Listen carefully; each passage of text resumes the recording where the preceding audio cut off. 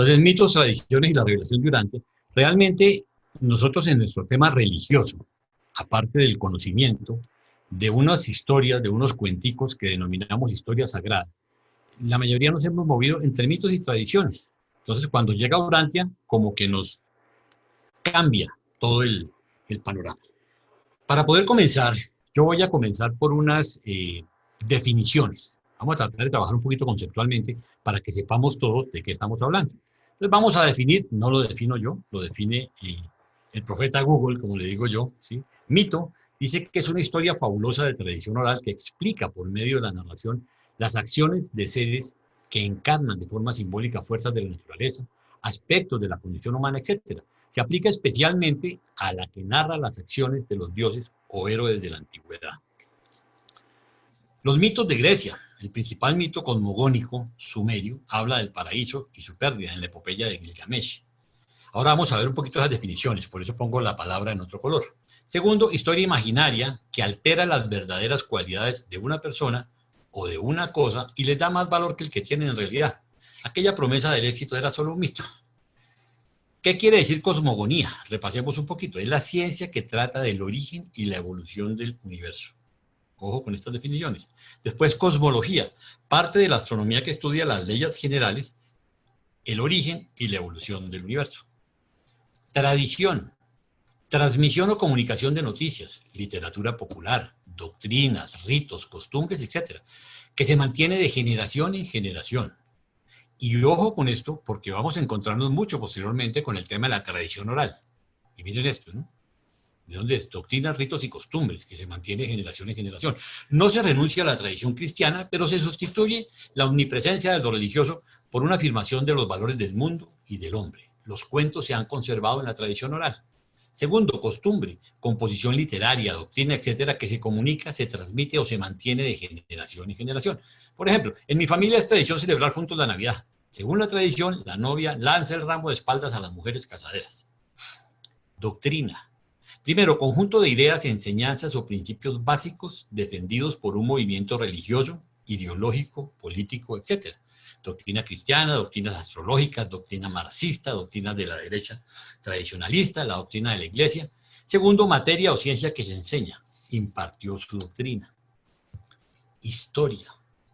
Disciplina que estudia y expone, de acuerdo con determinados principios y métodos, los acontecimientos y hechos que pertenecen al tiempo pasado y que constituyen el desarrollo de la humanidad desde sus orígenes hasta el momento presente. Historia contemporánea, historia moderna, historia medieval, historia del arte, historia de la música, historia de la ciencia o historia de la teología. Exégeta, ojo, persona que expone o interpreta un texto, especialmente la Biblia.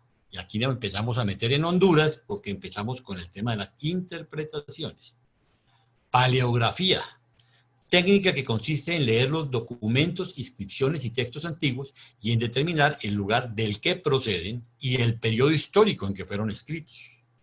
Doxografía, es una rama de la literatura que comprende aquellas obras dedicadas a recoger los puntos de vista de filósofos y científicos del pasado sobre filosofía, ciencia y otras materias.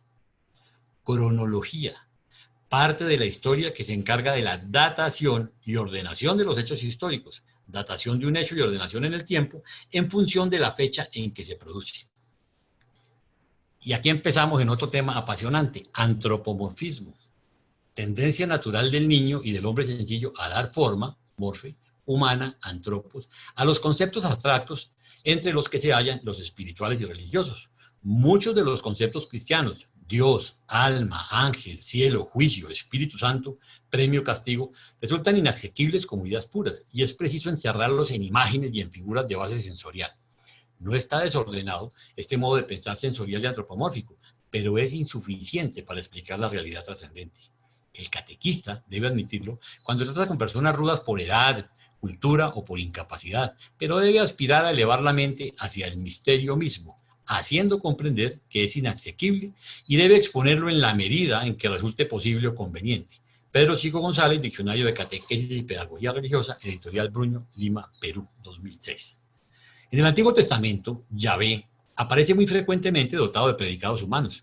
tiene manos, pies, ojos, labio, boca, lengua, rostro, cabeza, corazón interior, y se lo representa como un hombre. Y les pongo algunos textos, está en Éxodo, está en Isaías, en Ezequiel, hasta en las visiones proféticas recibe rasgos humanos, está en Isaías y en Daniel. Características de este modo de representar a Dios son los muchos antropopatismos. Ojo, eso se refiere a emociones o sentimientos humanos. Entonces, por ejemplo, Dios se ríe, está en Salmos, se irrita y silba, está en Isaías, duerme, está en Salmos, se despierta en Salmos, se pasea en Génesis, se arrepiente, hágame el favor, Dios se arrepiente, está en Génesis también.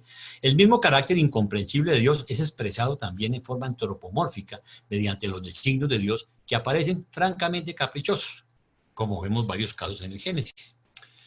Y comencemos con algo. Tradiciones sobre la Trinidad.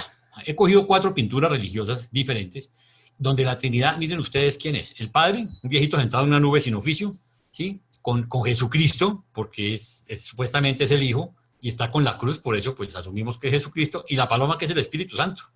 En el otro vemos a un Padre como más, este es como la primera es como de una imagen muy dusta, muy serio, este es como más bonachón, pero sigue igualito. Jesucristo con la cruz, la paloma del Espíritu Santo y el Padre sentado en una nube. Después tenemos un Dios un poquito más bravo, pero sigue siendo Jesucristo con la cruz, sigue siendo el Espíritu Santo allá y el Padre, también sentado encima de una nube. Y aquí vemos, de nuevo, fíjense que en el último tiene a Jesucristo sin la cruz, pero tiene la cruz detrás, o sea que sigue siendo Jesucristo. O sea, ¿qué quiere decir? De hecho, estamos partiendo de una premisa que es falsa, porque la Trinidad, Jesucristo no es un miembro de la Trinidad. Ni el Espíritu Santo es paloma, ni la tercera persona de la Trinidad es el Espíritu Santo, es el Espíritu infinito. Tradiciones sobre el Hijo, miren ustedes, Cristo resucitado. Una foto del buen pastor, ¿sí? Una foto que me fascina, que es el Cristo del manto rojo de un pintor danés. Y esta última que me pega muy duro, de hecho no me cae bien, que es el Sagrado Corazón de Jesús. De hecho, quiero contarles que Colombia está encomendada al Sagrado Corazón de Jesús, o sea, es el patrono nuestro. ¿Sí? Tradiciones sobre el Espíritu Santo, para que se mueran de la risa. El viejito soltando una paloma, una menora con una paloma y unas manos con una paloma. Y volvemos a lo mismo. Ni es paloma, ni es Espíritu Santo de la Trinidad, es Espíritu infinito. Y aquí empecemos a ver de dónde sale todo este relajo. ¿Quién y cómo se escribió la Biblia? La Biblia, tal como nosotros la conocemos, fue recopilada. Ojo, eran una cantidad de escritos, y aquí nos metemos en un tema que es bien complejo, porque hay 2 escuelas. Unas que dicen que, pues, primero que la Biblia es la palabra de Dios, cosa que sabemos que no es cierta, ¿sí? Pero que lo que dice es tal cual, que es textual. Y otra que es de libre interpretación. Lo único cierto es que son unos escritos que alguien compiló, los puso juntos por primera vez en la historia, en el siglo III antes de Cristo, cuando 70 sabios judíos fueron invitados por el rey Ptolomeo II a acudir a Alejandría para aportar a la famosa biblioteca la historia del pueblo de Israel, lo que hoy llamamos el Antiguo Testamento. Pero ojo, para ellos no es el Antiguo Testamento, es el Tanaj. Durante meses pusieron por escrito la memoria de miles de años del pueblo de Israel, desde Adán hasta Moisés, incluyendo los libros históricos, sapienciales y proféticos. Su trabajo se tradujo del arameo y hebreo antiguos al griego, y así nació la llamada Biblia de los 70 o Alejandrina, también conocida como Septuaginta, ¿sí? En la que se basa el texto cristiano actual. Vamos a mirar un poquito de información al respecto. Una recopilación hebrea de la historia del pueblo de Israel, llamado texto masotérico, o tradición en hebreo, se hizo en el siglo IX después de Cristo. Es la versión hebraica que no incluye el Nuevo Testamento. Volvemos al cuento. Es el Tanaj, o hay otras versiones que se llaman la Biblia de Jerusalén. Pues hay muchas versiones, pero básicamente en la Biblia, si lo podemos llamar Biblia, porque para ellos no es Biblia, es Tanaj, ¿sí? Es solo el Antiguo Testamento. Dice, el Nuevo Testamento y la recopilación de los evangelios que relataron la vida de Jesús tuvo numerosas fuentes y autores. El papiro más antiguo del Nuevo Testamento es un fragmento de Juan que data de los años 125-130 después de Cristo, sin rastro físico, perdón. De aquellos originales de la Biblia alejandrina, al igual que los textos de los filósofos griegos presocráticos, no hay ningún rastro físico. Todo aquello se esfumó debido a los saqueos e incendios de la legendaria biblioteca, pero también debido a su débil soporte de transmisión. El papiro, la vitela, el cuero no resisten el paso del tiempo. Lo mismo sucedió a los escritos evangélicos. ¿Cómo sobrevivió este conocimiento? Durante años se han hecho miles y miles de copias. Sin embargo, eso produjo una duda hermenéutica, o sea, las explicaciones o interpretaciones que se le dio. Los textos antiguos fueron copiados por batallones de escribas frecuentemente en los monasterios, y sufrieron numerosas afrentas que van desde la simple falta de ortografía o de atención del copista hasta la corrección doctrinal y voluntaria.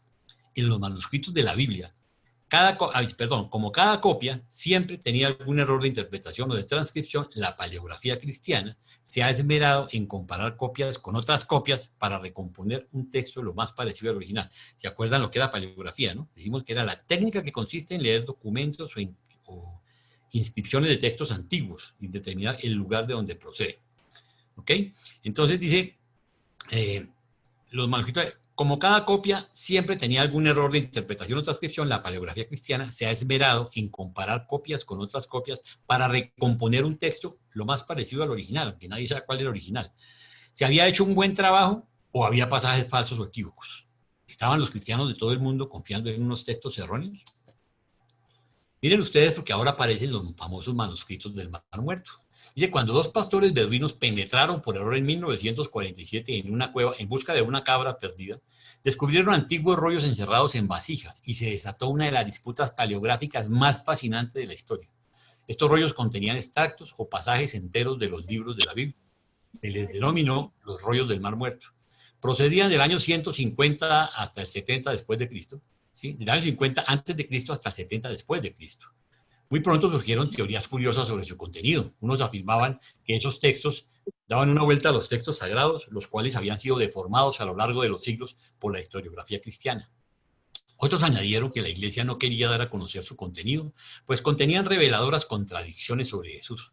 Los hubo que dijeron que era el mejor testimonio del Nuevo Testamento y hasta que Jesús formó parte de la comunidad de los esenios, la secta enigmática que había escrito y guardado estos textos en vasijas. Nada de eso es verdad.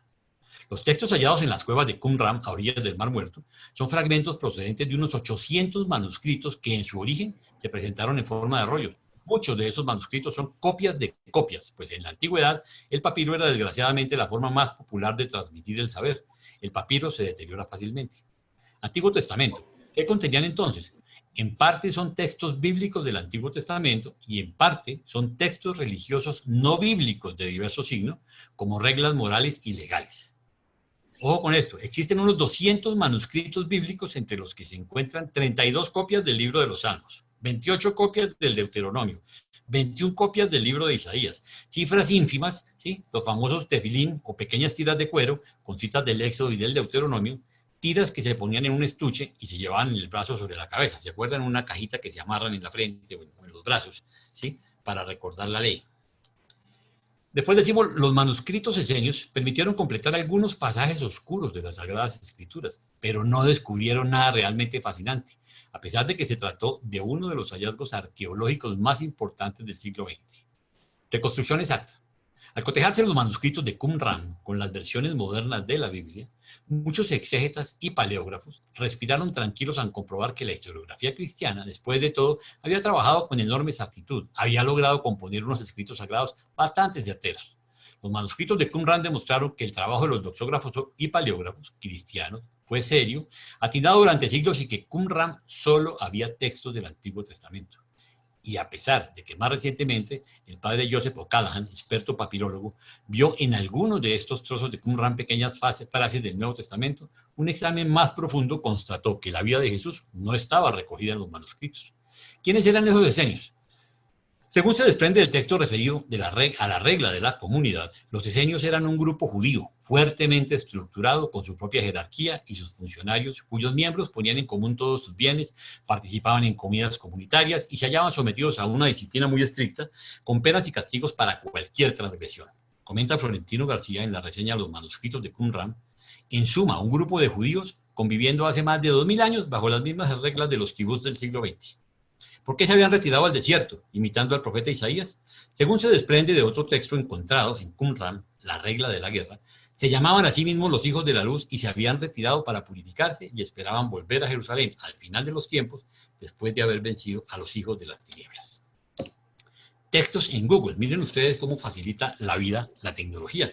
Los textos del Mar Muerto son públicos desde 1991, cuando las autoridades arqueológicas de Israel, que controlan el acceso a los documentos desde la Guerra de los 6 Días en 1967, permitieron la libre consulta a todos los documentos desde esa fecha se han ido fotografiando y desde hace pocos años se podrían consultar en Internet en este formato. Pero ahora, con Google, se pueden consultar en una forma mucho más cómoda, digitalizados, y además Google Maps aporta la localización exacta de aquellos manuscritos. ¿Y la vida de Jesús? Aunque parezca increíble, reunir las partes del Nuevo Testamento fue una tarea incluso más ardua para los eruditos. Tras la muerte de Jesús en la primera mitad del siglo I, sus milagros y obras fueron pasando de boca en boca hasta extenderse por todo el Mediterráneo. Ojo, tradición oral. Acuérdense de la anécdota del teléfono roto, ¿no? Una cosa es el mensaje original y otra cosa es lo que llega al final. En la segunda mitad del siglo I había decenas de versiones, en siríaco, en copto, en latín, en griego culto, en armenio, y algunas coincidían, otras no. El caso es que a medida que pasaba el tiempo, aumentaba el número de versiones. Cuanto más famoso era Jesús y más se extendía el cristianismo por el mundo, más difícil era encontrar una versión fiable de su vida.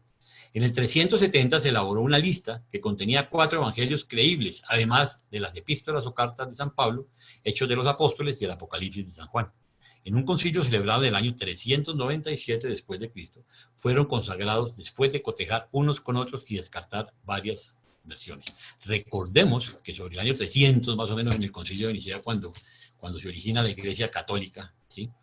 Era católica, apostólica y romana, porque primero era catos, que viene del griego, que quiere decir universal, apostólica, porque decían que ellos tenían el poder dado por los apóstoles, ¿sí? Y romana, porque tenía sede en Roma. Recordemos que, como era el Constantino, el emperador romano, entonces aquí mando yo y aquí es la sede, entonces aquí es la Iglesia Católica, Apostólica y Romana.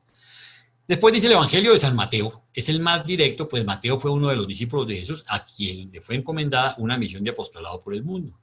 San Marcos y San Lucas, si pongo a San Marcos en amarillo, ¿sí? No conocieron a Jesús, pero oyeron de él por los relatos de San Pablo. De acuerdo a la luz de Urantia, sabemos que eso no es cierto, pero bueno, eran sus discípulos. Por último, está el Evangelio de San Juan, el más joven de los discípulos, este Evangelio diferente a los otros 3 en su redacción y su estilo.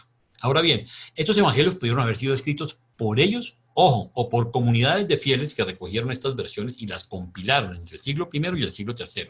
Ojo, porque aquí la historia y los análisis y los analistas de las escrituras, todos los exégetas, ya se han dado cuenta que no necesariamente fueron escritos por los que supuestamente son Mateo, Marcos, Lucas y Juan.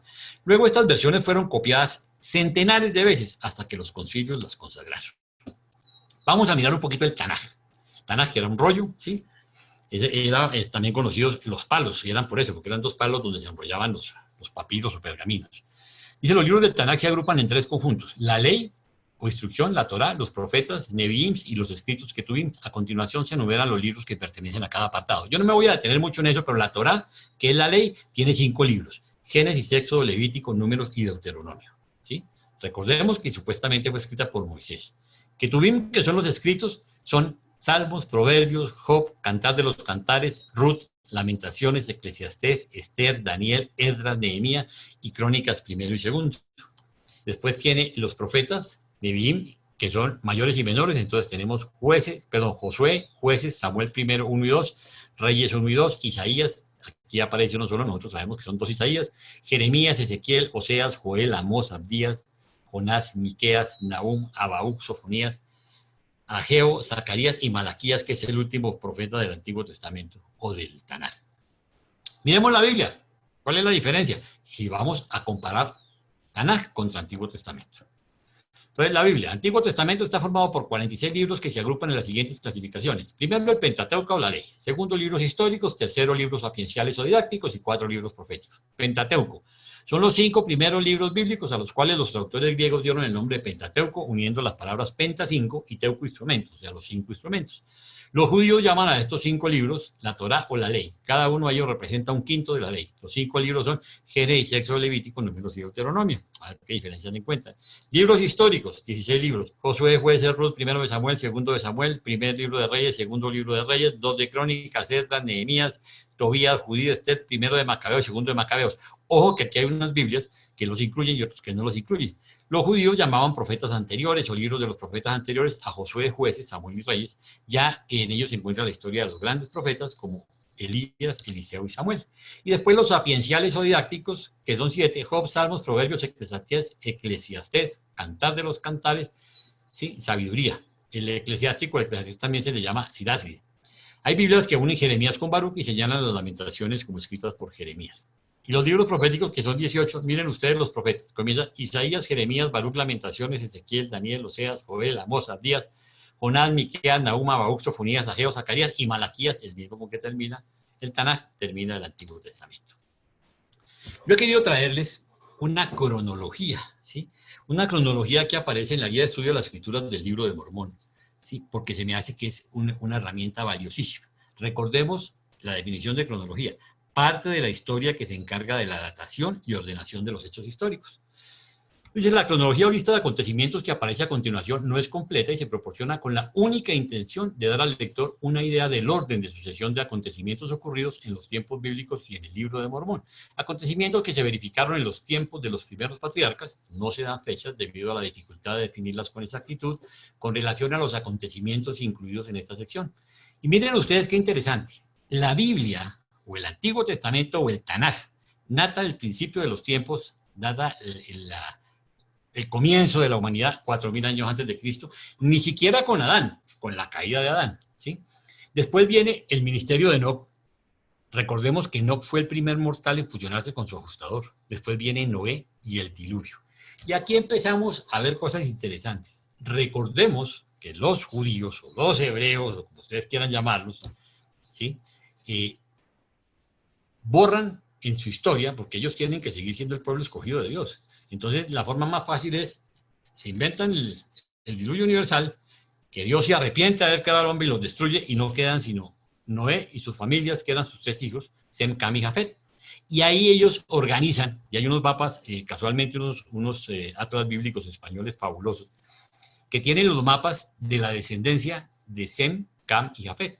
Sem son las razas semitas, que son los árabes, y pues las tribus de Israel, los descendientes de Abraham, ¿sí? Cam son los cananeos, la gente que venía de Babilonia y lo mandan hacia la parte de África. Los negros, los paganos, son los cananeos, los descendientes de Cam. Y Jafet son todos los demás, entonces son los gentiles. Y ellos vuelven y organizan, pero fíjense que ellos ya organizaron, borraron cuenta nueva y dejaron. Uno de los planteamientos que siempre me llama la atención es por qué ninguna de las N iglesias que existen, las N religiones, han dicho, oiga, esto es ridículo seguir pensando que la Tierra comenzó hace 4.000 años. Pero ¿saben qué es lo que pasa? Que como hay un vacío cronológico histórico grandísimo, es mejor hacerse loco y seguir con la historia así, seguir con esa tradición.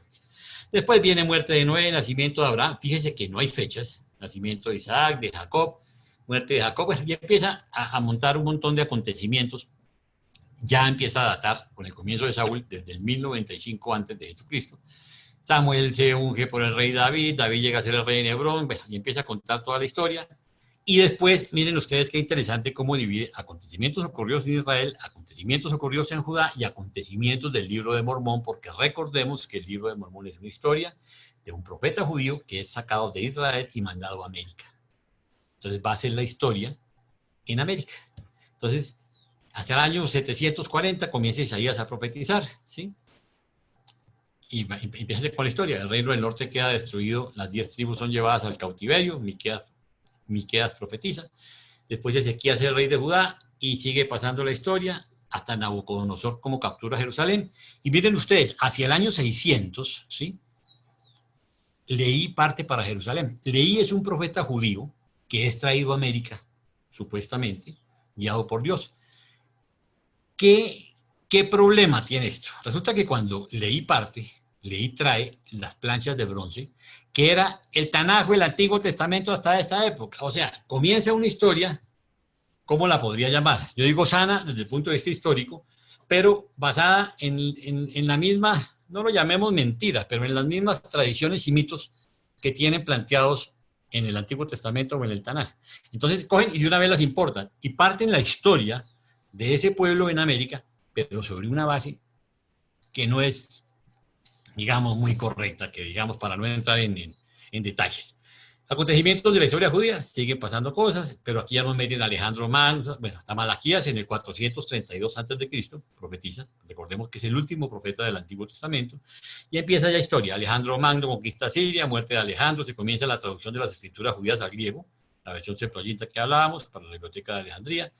Después rebelión de Matatías, el macabeo contra Siria, los macabeos, y aquí empieza a contar ya 400 años antes, Jarón escribe sobre, recibe las planchas. Entonces recibe las planchas que traía la historia, dijimos del Tanaj, cuando llegan 600 años antes de Cristo, y recibe 200 años de historia escrita de ese pueblo en América.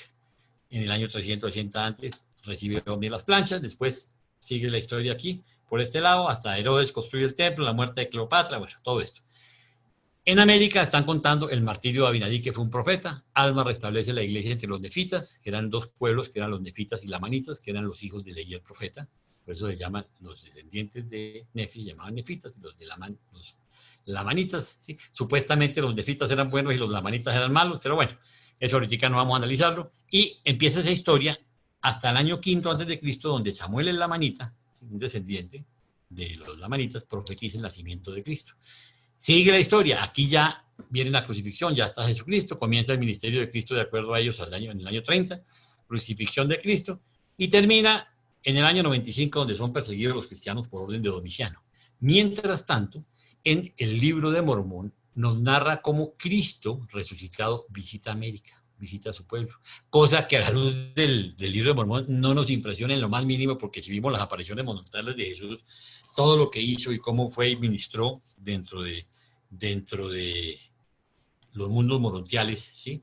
Pues no me impresiona en lo más mínimo que haya venido a América, y de hecho la historia es muy bonita. Y finalmente termina en el año 385 con la destrucción de la nación nefita, y Moroni el profeta esconde las planchas en el año 421.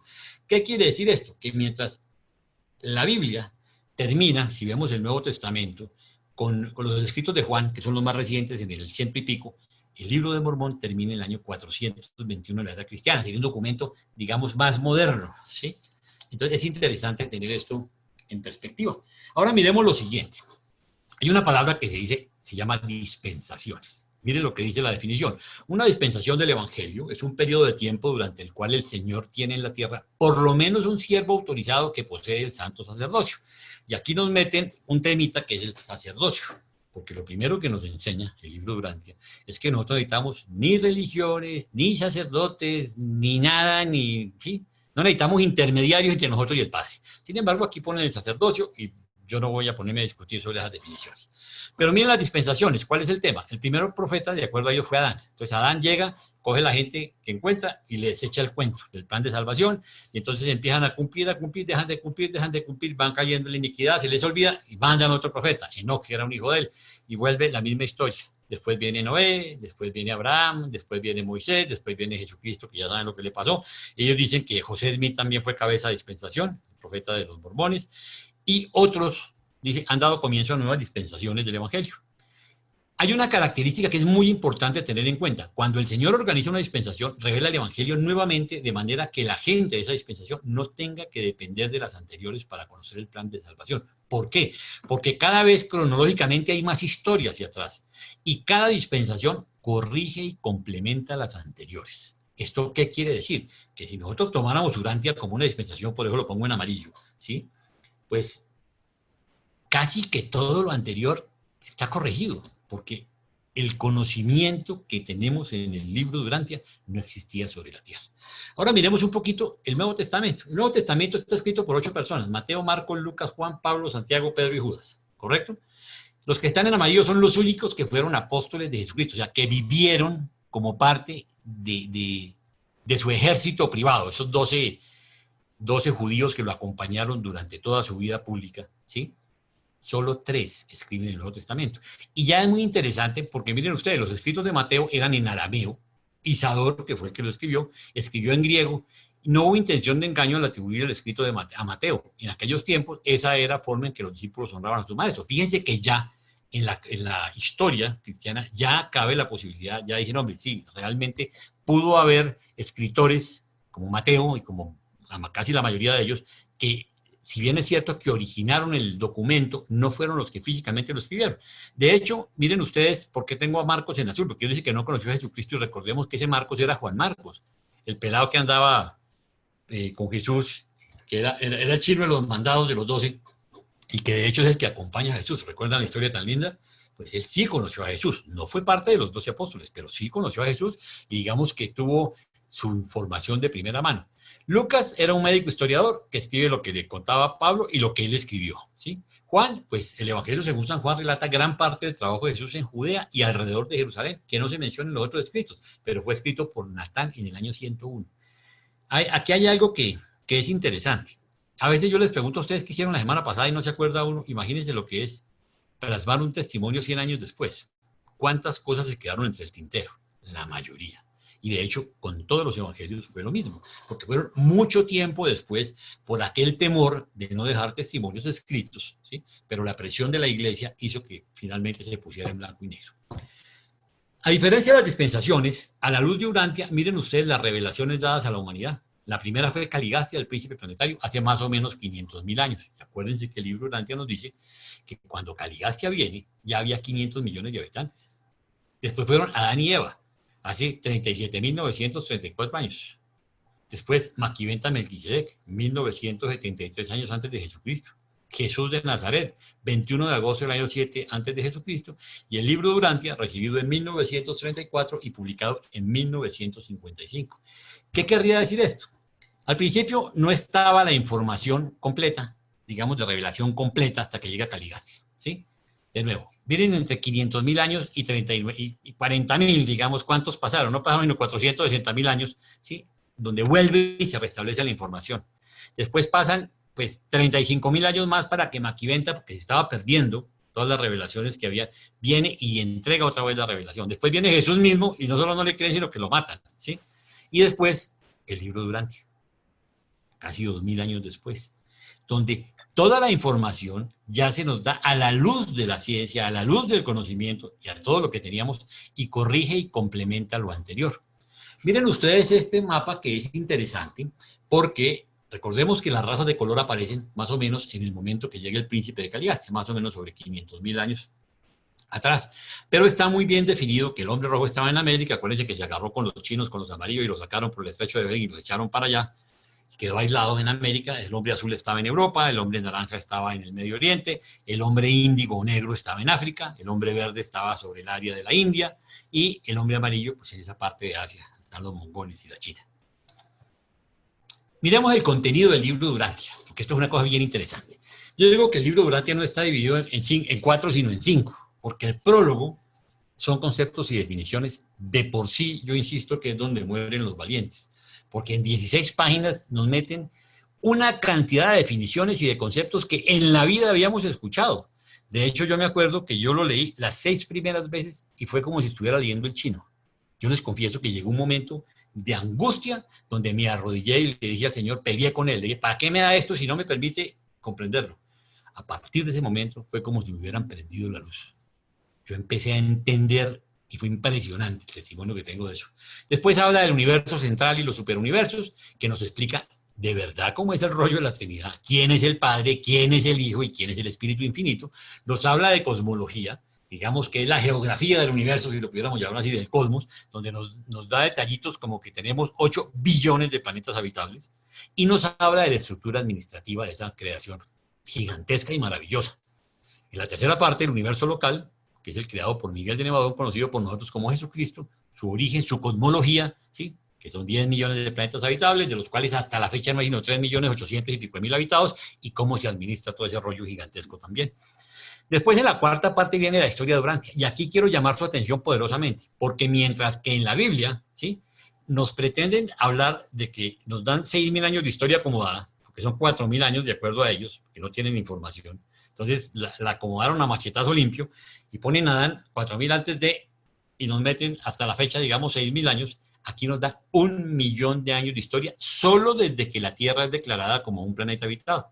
Entonces nos habla de su origen, cómo fue el establecimiento de la vida, la primera familia humana que fueron Adán y Fontaine, Adán y Eva, las razas evolucionarias de color, la supervisión de la evolución, porque sabemos que la evolución es una realidad, pero es supervisada por seres celestiales, es dirigida, eso no es inventado, no es casual, no es accidental.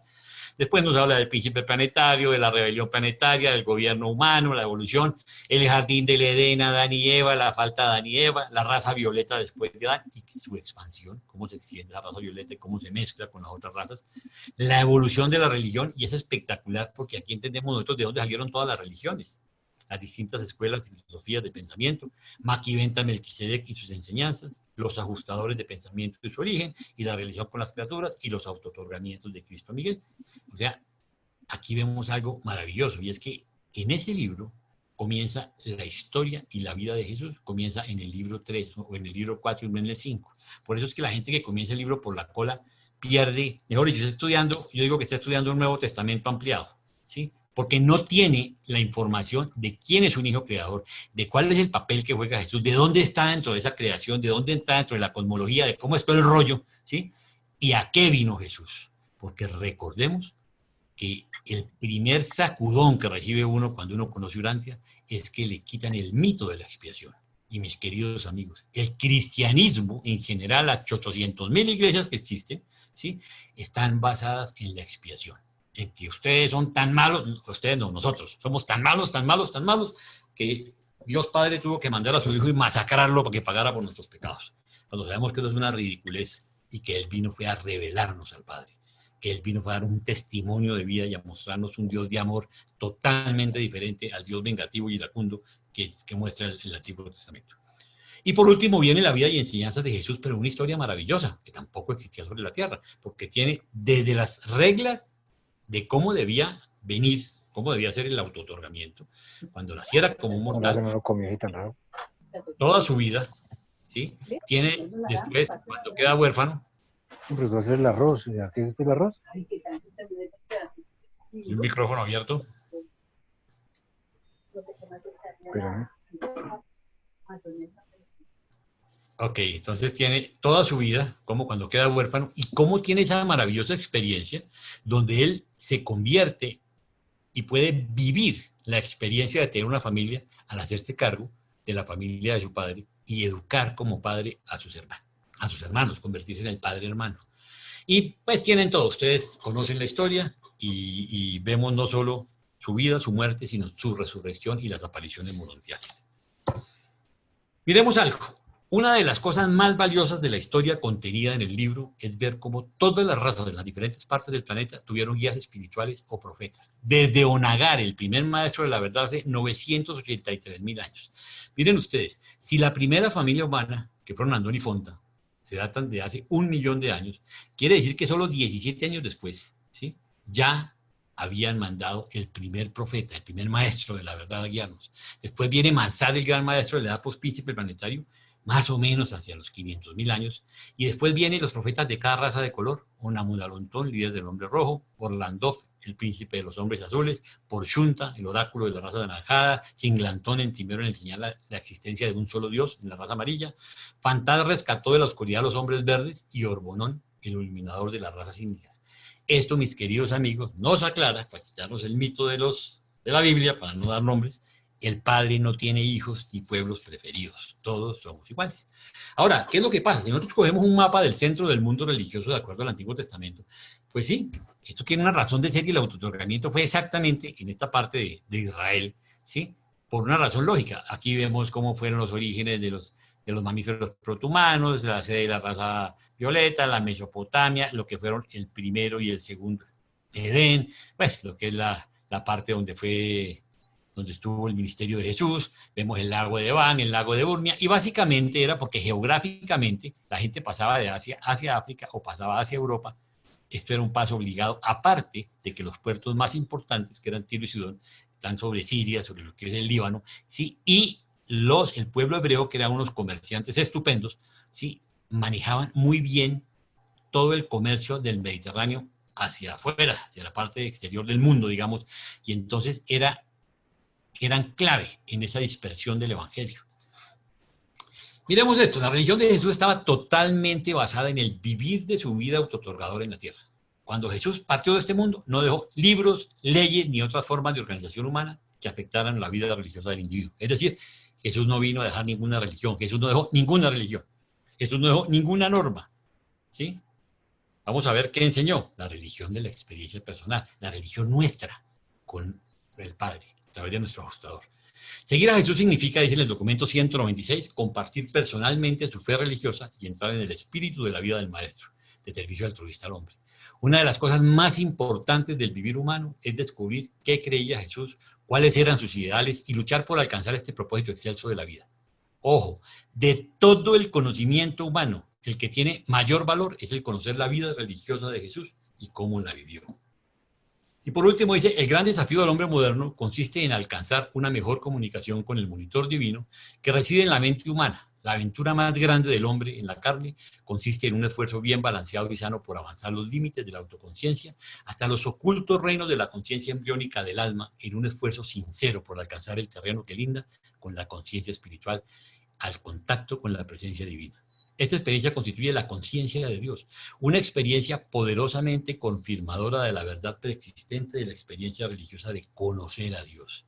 Esta conciencia del espíritu equivale al conocimiento de la actualidad de la filiación con Dios, o sea, que sepamos, que conozcamos que realmente somos hijos de Dios. De otra manera, la certeza de la filiación es una experiencia de fe. Mis queridos amigos, cuando uno estudia el libro de Durantia, ya no dice yo creo, sino yo sé. Y la diferencia es toda, porque una es producto del conocimiento a través de nuestro ajustador y del espíritu de la verdad, y la otra es fe, una creencia ahí, ¿sí? Pero aquí vamos recibiendo nosotros el conocimiento y la certeza de que somos hijos del Padre. Mil gracias. La bibliografía fue tomada de definiciones tomadas en Google, Wikipedia, la Biblia, el libro de Durantia y la guía de estudio de las escrituras del libro de Mormón.